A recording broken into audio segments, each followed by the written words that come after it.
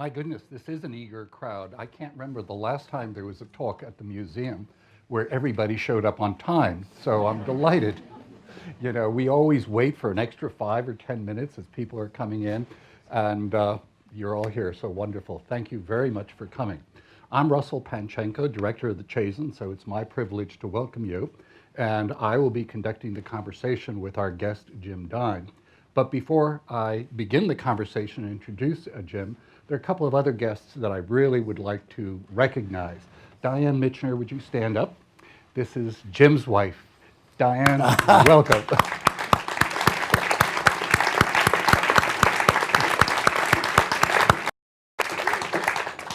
Now, of course, you know, getting a collection of this size to Madison and getting it organized and putting in some pretty complex sculpture takes hands and expertise. And we have two people from Jim Dine's studio here with us, Jason Treffery and Jerry Coppola. Could I get the two of you to stand up?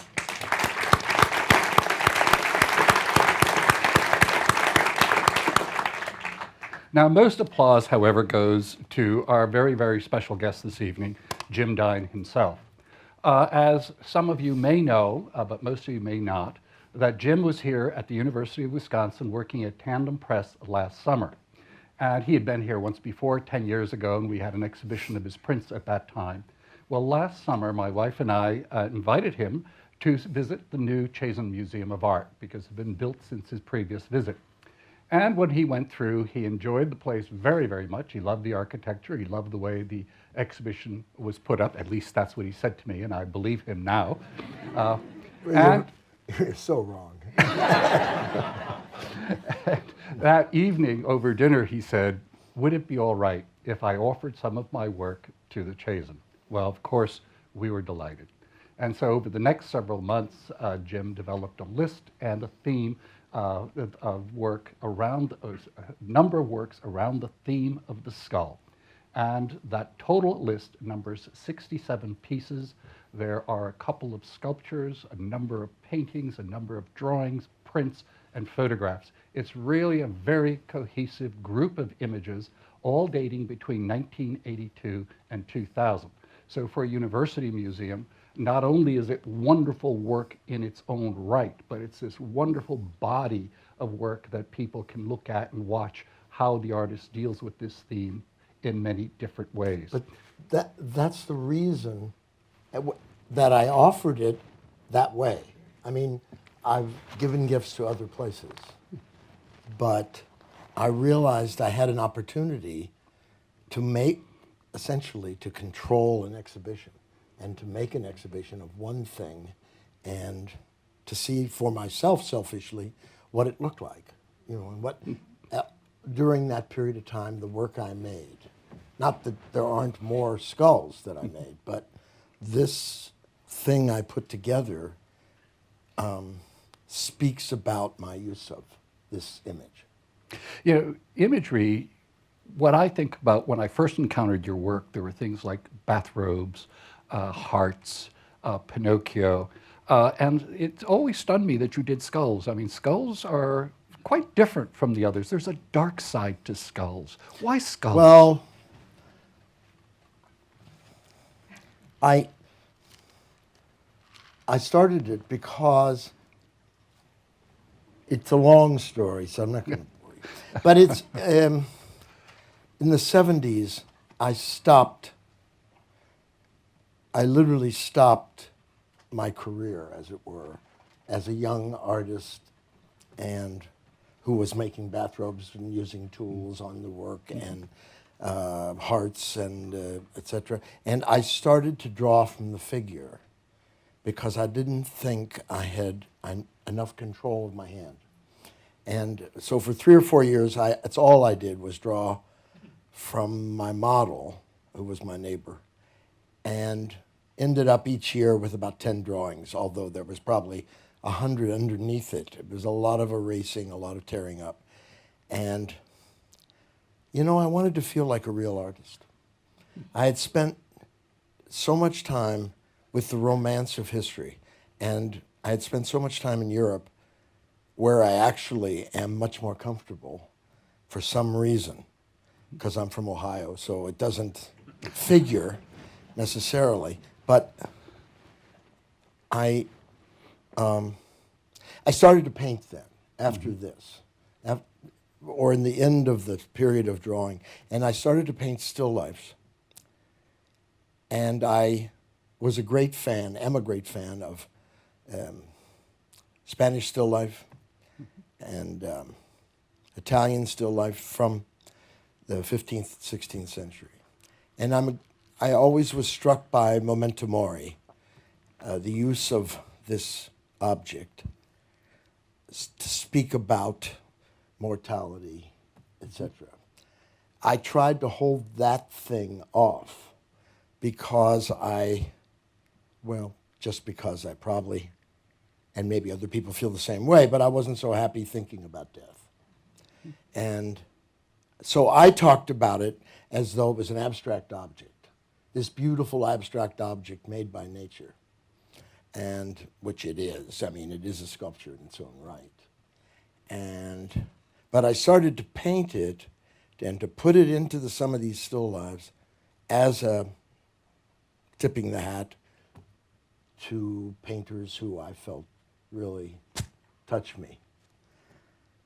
Meanwhile, I'm not making hearts, I'm not making bathrobes, I'm doing these paintings and getting killed for it, because I stopped what was supposed to be who I am, and getting killed for by critics, by collectors, by dealers, etc., who need artists to be what they think they are. So they found it difficult to accept your skulls, is that? Not the skulls.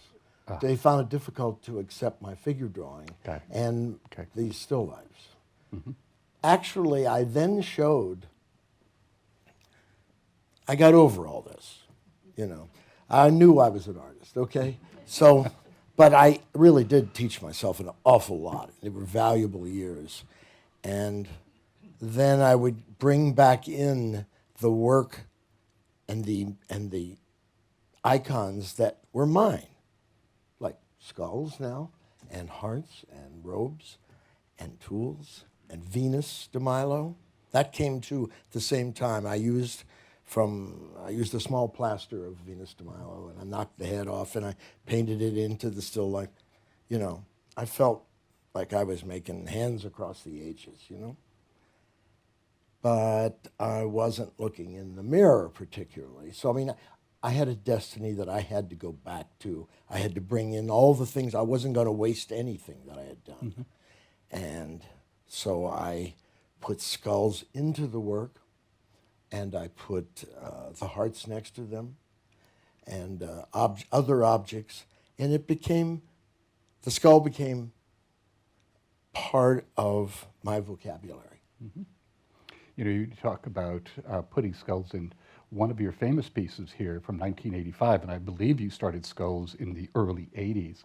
Is this piece called Pacific Gift in 1985, and it's now at the Montreal Art Museum, and I believe you feel it's very important to this early period? It's important to note it because it's not in this show. I don't own it. So you would have probably gotten it if I still owned it. But I just saw it. I just came from Montreal last weekend. I hadn't seen it since I made it. Someone had bought it, and that always amazed me too, that people would buy these things. There were some fearless people who were not frightened by the ditch, and they bought these things, and then clearly they couldn't live with them and took a tax deduction. All right. Another piece, the Foreign Plowman from 1988. Now you're going beyond the skull here. You actually have skeletons and faces and a nude. You're juxtaposing what's under the skin as well as the skin surface.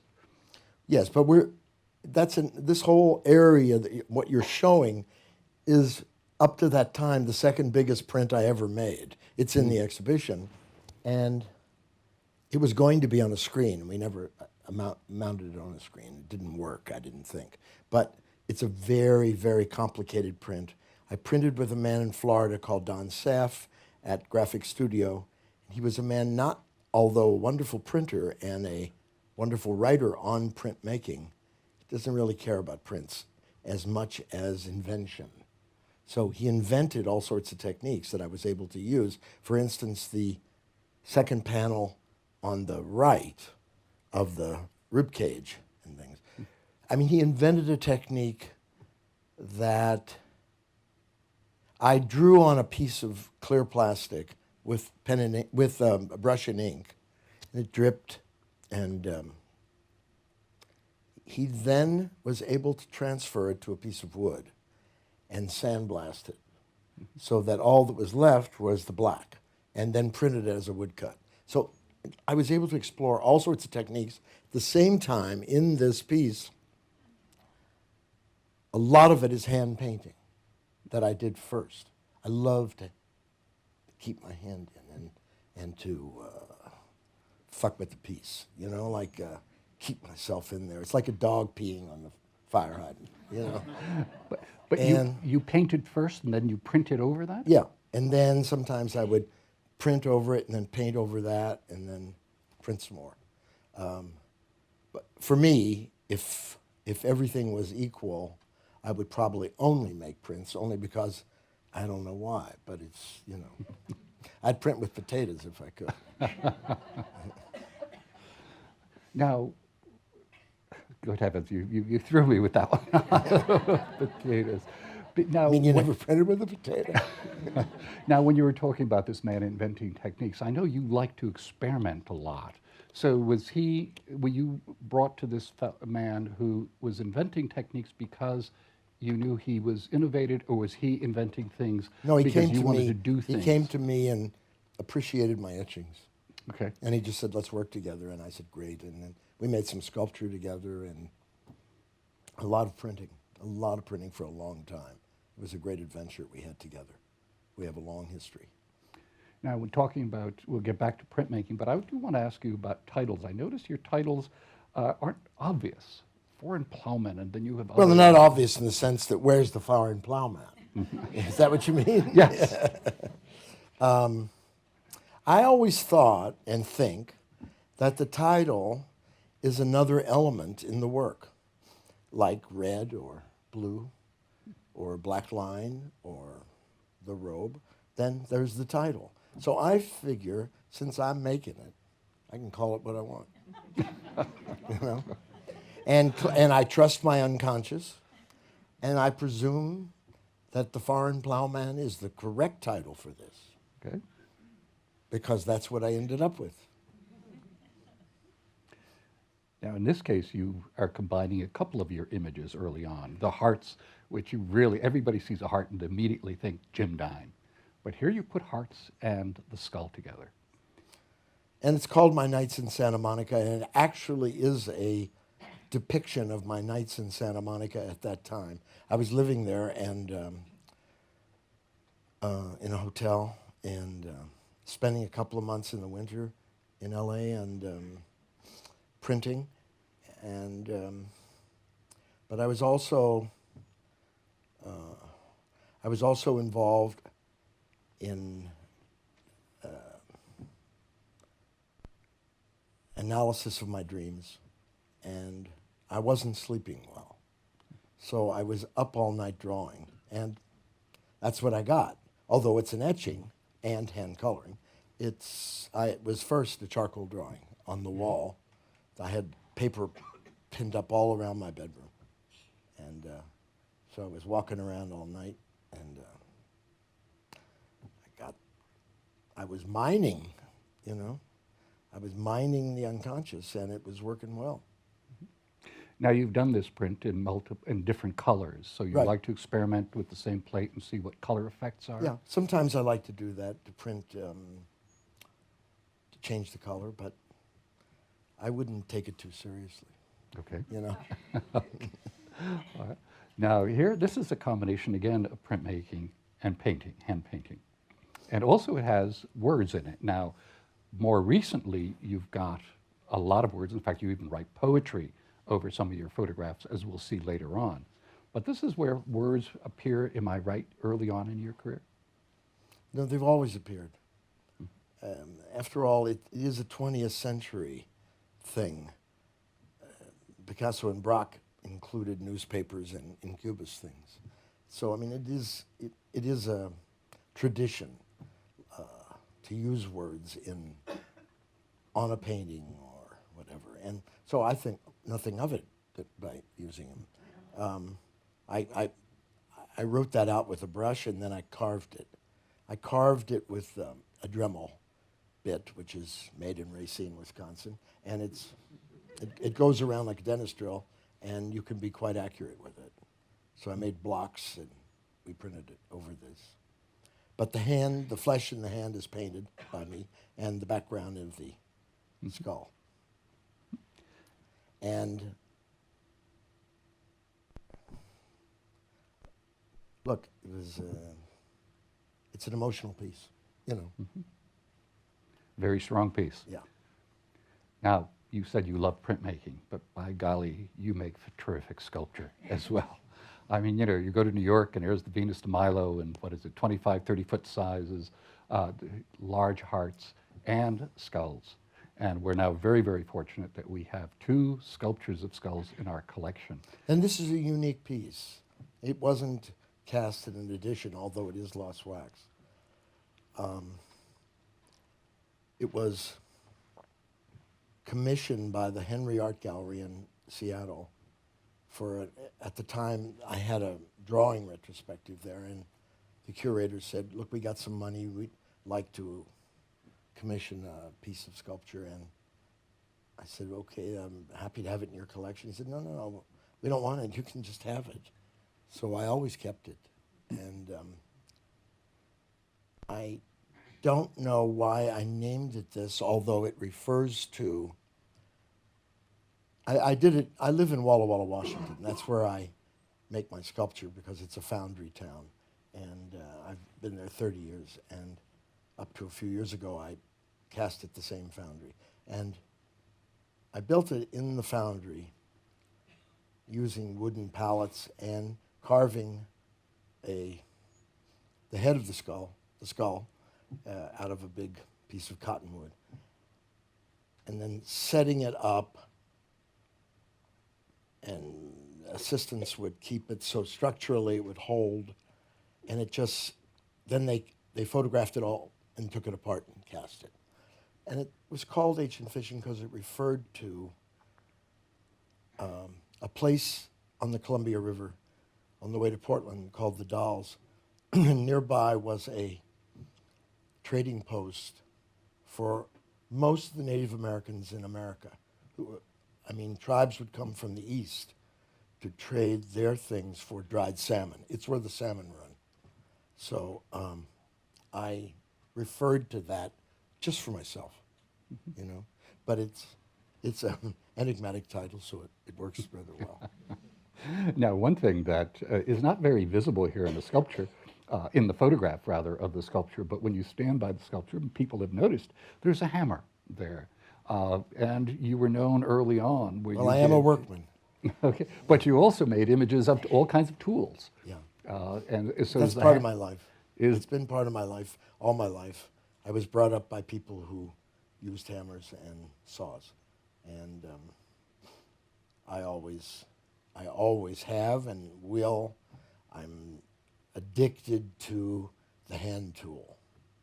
And I'm very respectful of the evolution of the hand tool, not for a design point of view, but because of work and because it was made to work better. You know, it evolved that way. And so I included that hammer like signing, like a sign. And you know, and I made that skull, and then we had it after we cast it. We had this big skull in wood. So then I made this piece called the Wheat Fields, which is not here. It's in the picture. It's in there. I cast it 3 times, and there is one in America. It's at the Denver Art Museum, and I used the same skull. And we cast a lot of objects. It was like my life in the wheat fields. Where we live in Walla Walla is, except for wine now, there's a big wine industry now, but when I first went, it was just wheat. And I was very influenced by farm machinery and by my grandpa and his use of tools and the objects I saw around me and my still life paintings from the 16th century and this big skull. So I never waste anything. It was there and I used it. And then the last time I used it was in 97. I burned it with a torch, set it aflame, and then put it out with a hose till I got this black patina and set it into this plow that I had found. It's a found object, and it's a gift, you know. But in this case, the skull is not cast. This is the This is original wood. This skull is that it. you had carved. Yeah, this is And so you made, you said 2 more casts or 3 more casts out of that? One Of the one wheat- that's of the wheat- here, of the one's wheat on the fields. wheat fields. No, of the skull itself. You put one in the piece that's here, one in the wheat fields, and did you say there was a third? That's this. That's it. Yeah. Okay. I don't think it exists anymore, does it? The mold doesn't exist. No. It's a wonderful piece. Now, it's hard to move. Too bad. I'm really sorry. Well, we don't want to move it. Now, paintings, Politica, 1994, talk about sidestepping an issue. This one is interesting. You've got a landscape behind your... Well, in 1994, I taught for a summer, and then I taught for 3 more summers at a summer school in Salzburg. And behind there, I taught, the school was in, part of the school was in this sort of castle, and I was at the top, and I was teaching drawing, and I went because I wanted to be in Europe that summer, and I liked the woman who ran the school, and then I kept looking out the window, and there was this mountain called Untersberg, and really beautiful, and it had snow on it, and it was beautiful.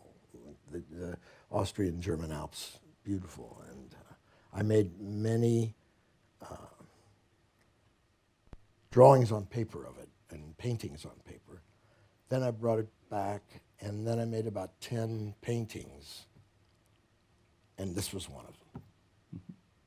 So for me, it's also, it's a bittersweet landscape. It's near Hitler's Berchtesgaden, and Now, this painting has a very rich surface. I mean, you really work that surface, and a lot of depth and density to it, and grit, and other things seem to be, sort of embedded into it. That's quite different from some of the printmaking, is it not? well, I mean, I couldn't do that in prints. Mm-hmm. I mean, this is about painting with oil paint. This is about. I love destroying the surface and bringing it back, and with paint you can do that. And I like showing my tracks, and I like the cuisine of the surface. Mm-hmm. Now, you have 2 hatchets embedded in this surface. Is that, again, your interest in objects and tools? I don't know. Okay. I'm not kidding. Now, how did you place them in the? I mean, they almost looked like they were thrown, but I doubt if you did that. You mean, how are they holding there? No. How did they get to be in the specific spot that they are? You didn't my just eyes. throw them and let them land. my eyes. But you put them into the composition. By the time I did this, I had already been making art for 40 years or something. Okay. I knew where to put them.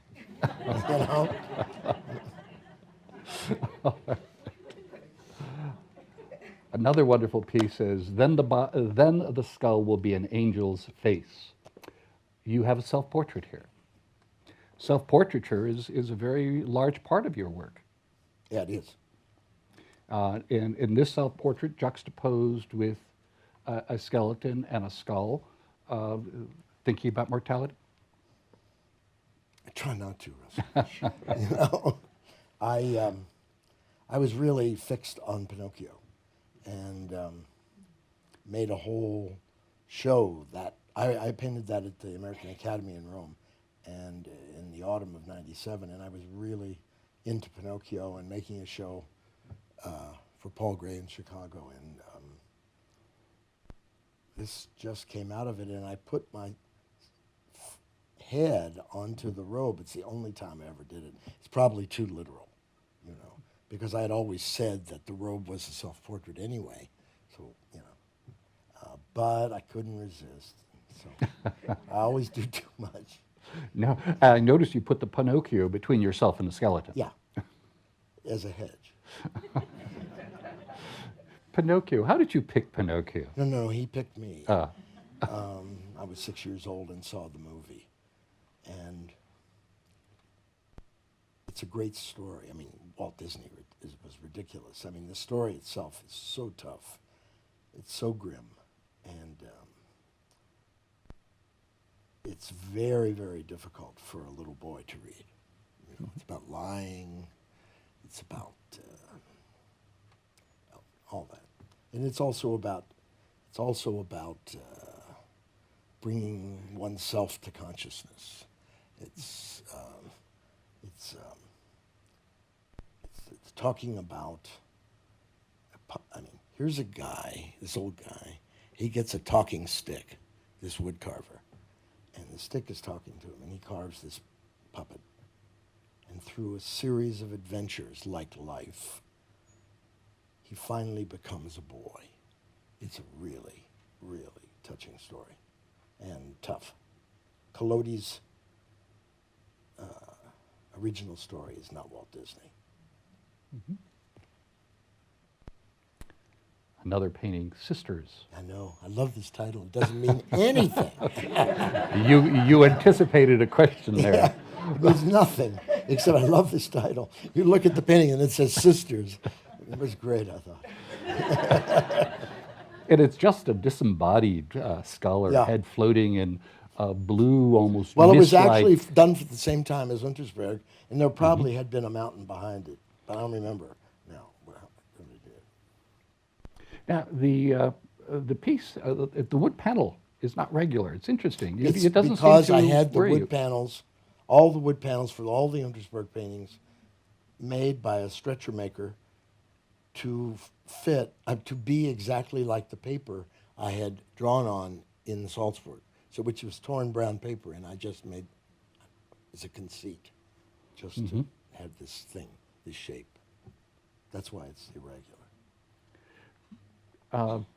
Now, you don't just work with paintings and prints, but you've experimented in some rather interesting ways. Well, I've always been interested in ceramics, Okay. and ceramics for me, I mean, Diana and I are big collectors of ceramics. It just touches me, vessels, and I was asked by the royal porcelain makers in France at Sèvres to come and work there and make some things. So I had this horrible experience there of them not cooperating. They invited me, and then I was ignored. They didn't help in any way. So I got a few pieces out of it, and it's porcelain. And I used blanks, their blanks. So, and then I painted, and that's how I got this. But I came away with very little from these two or 3 years that I worked there. I eventually destroyed it in front of them with a hammer. I was really pissed at them. I'm not kidding.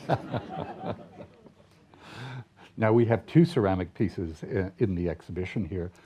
This one is just painted on. Now, the other one you actually build with a relief I built a on the relief surface. on, yes. Yeah. But this isn't, I mean, it's wrong to say it's painted on. It's painted with oxides. Okay. You know, and So it's fired. it's fired and so it's- afterwards. so the image is Yes. right It's into the really- surface. You couldn't get that off except with the grinder. Interesting color, earth colors, uh, deliberate, sort of referencing, I don't know, the original clay, or again, is it just No, no, choice? no, no. It's just that I like the color of iron oxide. So it's like Conti crayon, you know.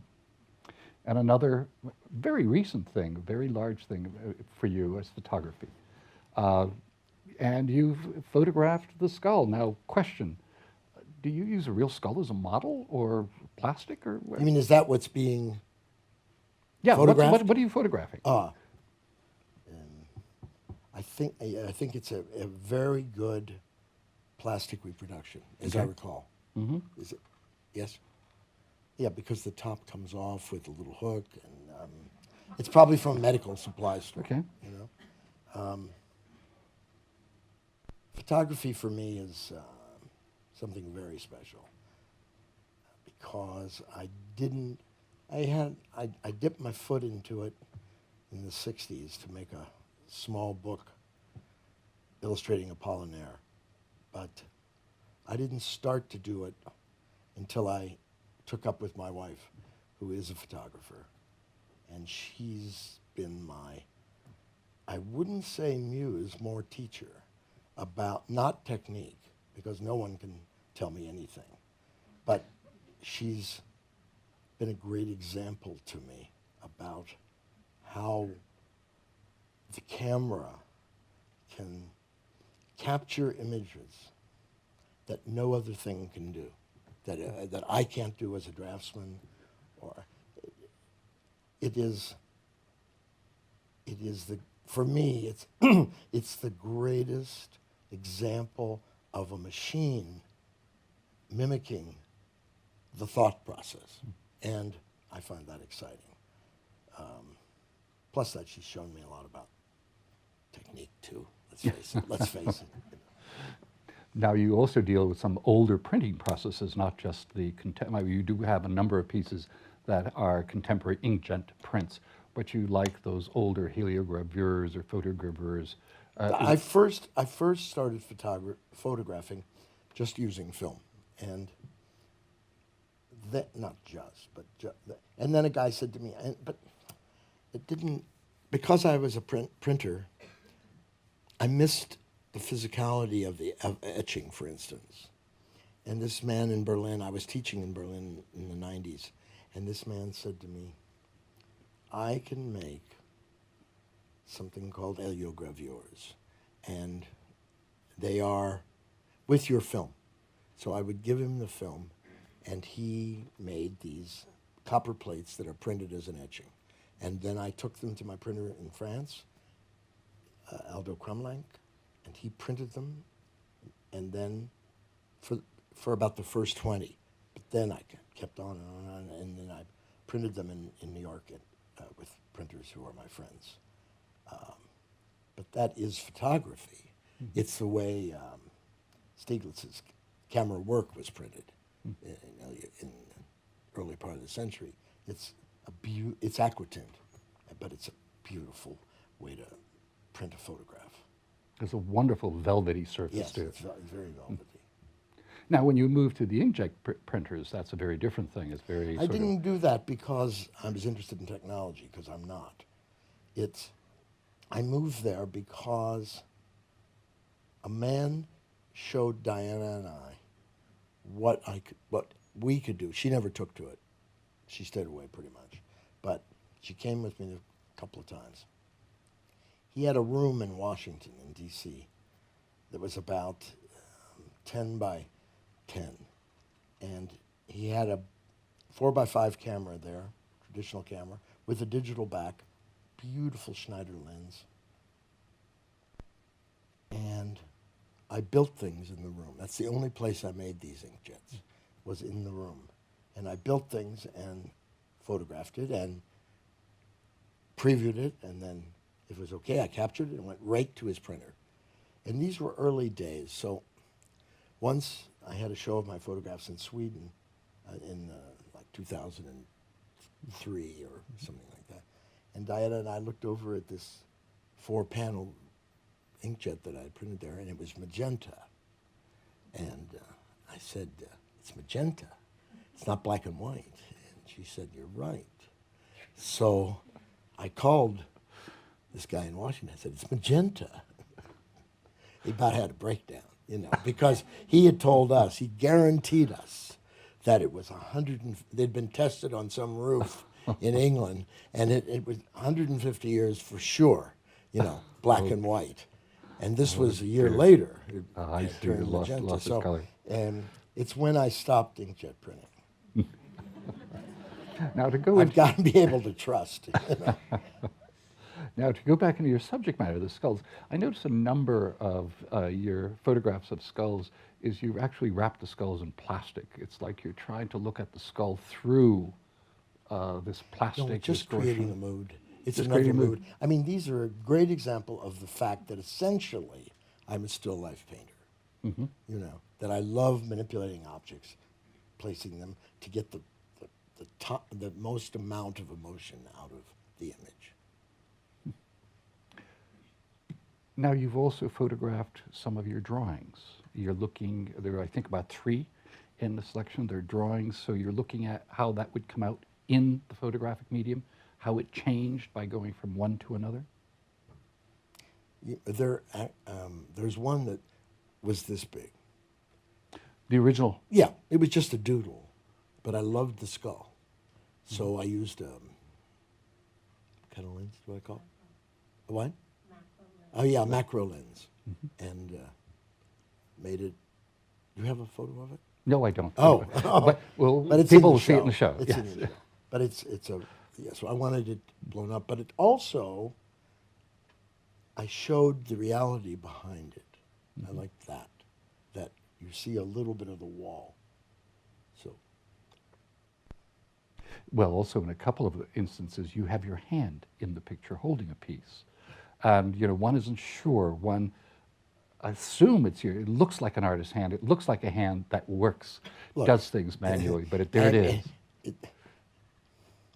Except for my eyes, this is all I got, and I love celebrating it. I feel indebted to it. I'm left-handed, and it's what I care about. I'm not interested in things that are too. I think I've said before, I have a line from here to here, and therefore it's like a self-portrait. Did you stop doing skulls around 2000? I know. I mean, I saw those dates, and I guess I did. I guess so. Any reason? I thought about that too because when I saw the exhibition. I guess I had other concerns, and they were.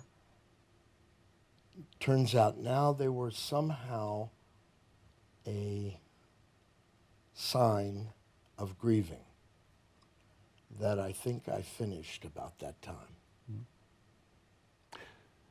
Interestingly, though, you were going through your exhibition as we were hanging it the other day, and you said, gee, I think I'll do some more.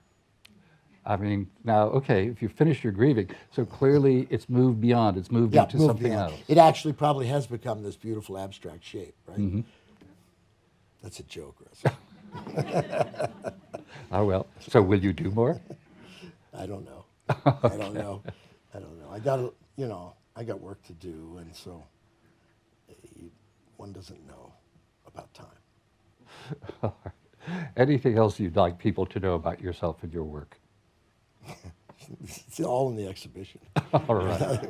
Well, what I'd like to do is, Jim, not only thank you for joining us, but really your generosity to the Chazen Museum and the University of Wisconsin, as well as the entire Madison community, is overwhelming. It's an incredibly gracious and generous gift, and we're all very, very grateful.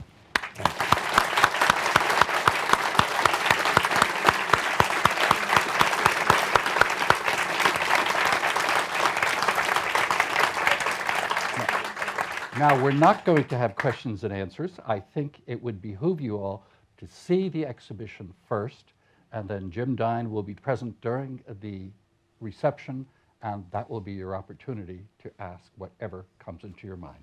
Thank you for You coming. must be kidding me.